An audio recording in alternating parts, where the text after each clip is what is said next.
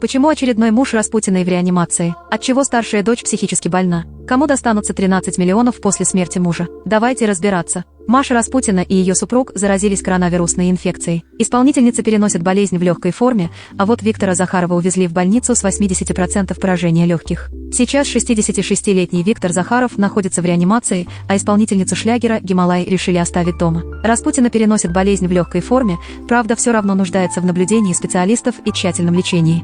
«По всей видимости, выйду еще не скоро», — говорил муж артистки о выписке. «У меня диагностировали 80% поражение легких. Врачи без конца ставят капельницы, делают уколы, под кислородной маской лежу целые сутки. Давайте вспомним. Муж сдох как собака с пеной у рта», так комментировала Маша Распутина смерть своего первого мужа. Распутина не скрывает своего негативного отношения к Владимиру Ермакову. По ее словам, мужчина планомерно доставлял ей боль, используя самые подлые методы. Захаров признается, что его состояние ухудшилось из-за семейного скандала. Сын бизнесмена от прошлого брака до сих пор не может принять мачеху и резко высказывается в адрес единокровной сестры. Мужчина даже появился в ток-шоу Андрея Малахова «Прямой эфир», чем вызвал у отца бурю негодования. По словам мужа Распутиной, недуг у него также протекал в легкой форме. Однако обращаться к специалистам мужчина не спешил, чем только усугубил ситуацию. Видимо, из-за нервного срыва состояние ухудшилось. Стресс, конечно, сыграл свою роль. «Я как раз в то время заболел, но не поехал делать КТ, все тянул. Вроде все стало проходить, но стресс сделал свое дело», — рассуждал Виктор. Маше Распутиной пришлось пережить немало потрясений. Ее первый брак с продюсером Владимиром Ермаковым обернулся постоянными скандалами и спорами. Даже после развода мужчина не уставал рассказывать, как его унизила и бросила бывшая возлюбленная. В октябре прошлого года Владимир неожиданно скончался во время съемок популярного телевизионного шоу. Эта новость потрясла многих поклонников Распутиной,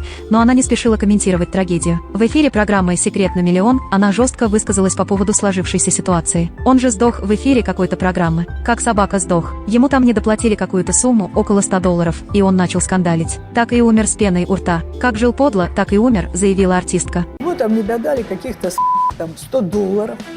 Он с ума, с пеной у рта упал, и вызвали скорую, и он коньки отбросил. Как собака сдох.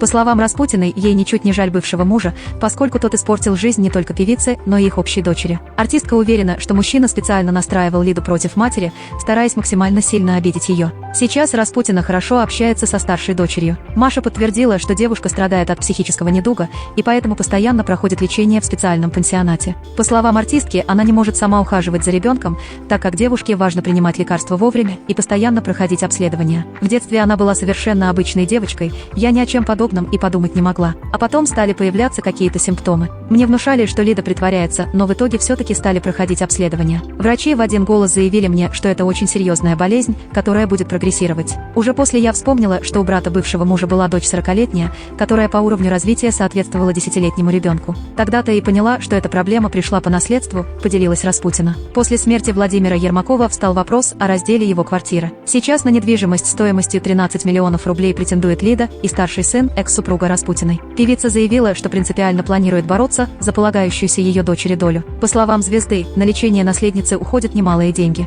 Несмотря на все жизненные испытания, артистка все-таки смогла обрести личное счастье. Распутина уверяет, что супруг исполняет все ее мечты и капризы. Много лет назад певица увела будущего мужа из семьи, но сейчас ни капли не жалеет об этом. За что Марии тяжелая болезнь мужа? Может быть, расплата настигла ее за то, что она когда-то разбила чужую семью? Пишите в комментарии под видео, как думаете вы. Не забудьте поставить лайк и подписаться на наш канал, чтобы не пропустить интересные выпуски.